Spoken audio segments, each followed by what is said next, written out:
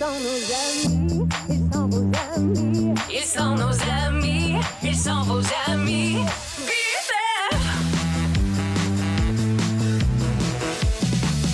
Salut Laetitia, coach familial. Salut. Bon matin, bonne semaine. On va parler des enfants qui deviennent très, très timides en public, mais qui, à la maison, deviennent des vrais moulins à parole.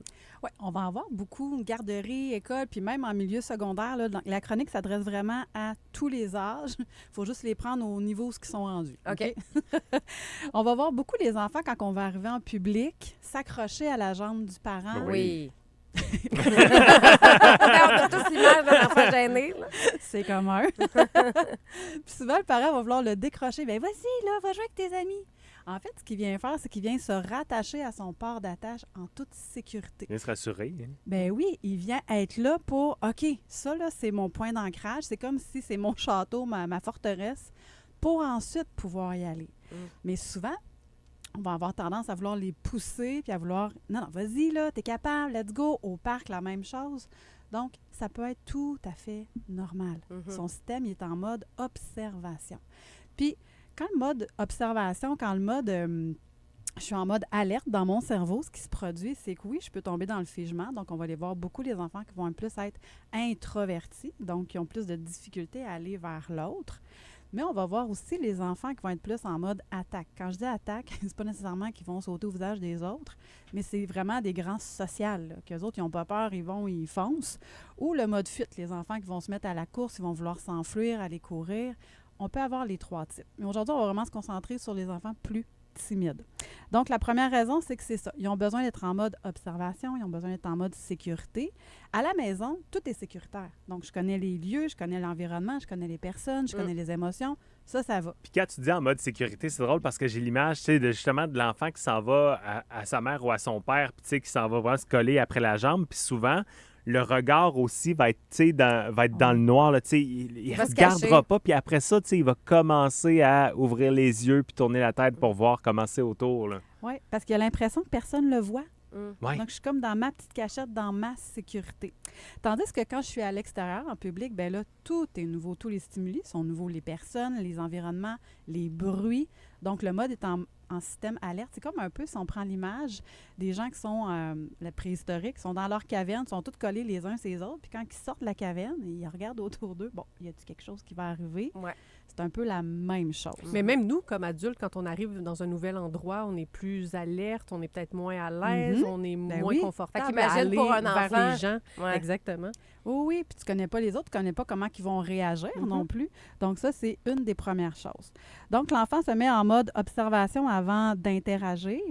Puis l'enfant, il n'a pas appris comme nous à mettre des masques. Donc tu sais, quand je suis avec d'autres personnes, j'ai pas appris à faire semblant.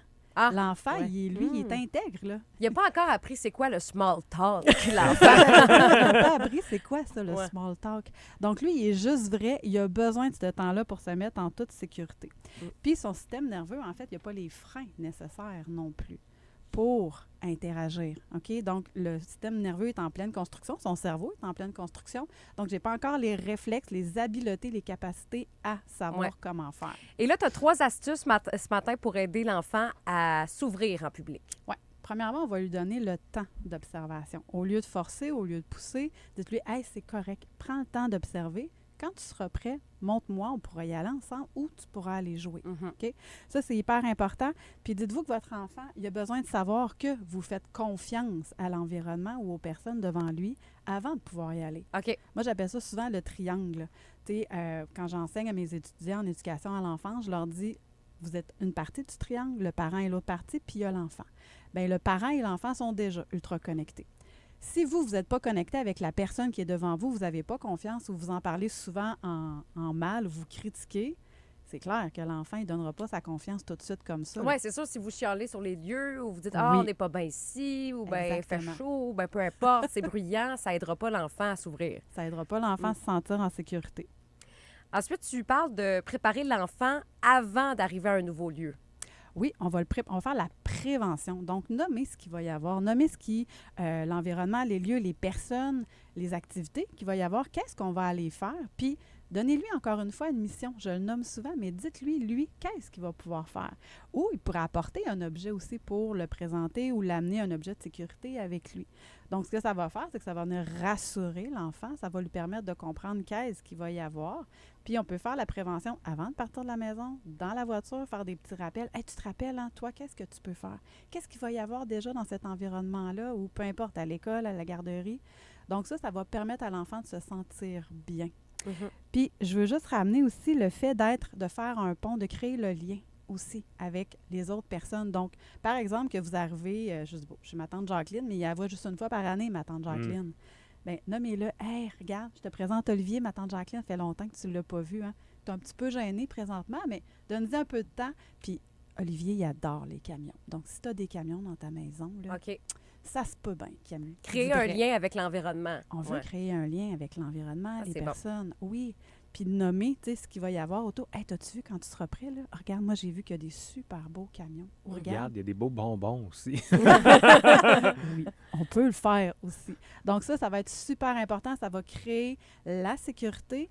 Puis ne poussez pas. Attendez que l'enfant... Oui, laissez un temps d'observation. Laissez un temps C'est ça qu'il y a à faire. d'observation. Puis, il faut se rappeler qu'un enfant qui parle peu en public, c'est pas un enfant mal élevé, gêné ou antisocial. C'est juste humain de réagir de cette façon-là. Donnez-lui le temps. Puis vous pouvez trouver des solutions avec lui, tu sais, au lieu de venir l'embrasser ou le prendre dans vos bras alors qu'il n'est pas encore prêt. Donnez-lui un temps. « Hey, quand tu seras prêt, là, viens me voir. » Ou, tu sais, on peut se faire un check. Nommez des alternatives avec l'enfant de ce qu'il va pouvoir faire.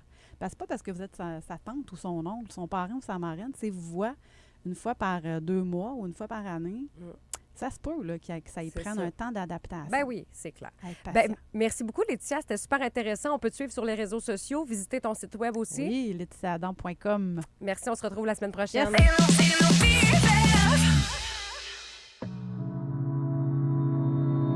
Oh non, dis-moi que c'est pas sérieux ce que j'arrive à lire dans le blanc de tes yeux. Je t'en prie, dis-moi, j'invente tout ça que c'est dans ma tête.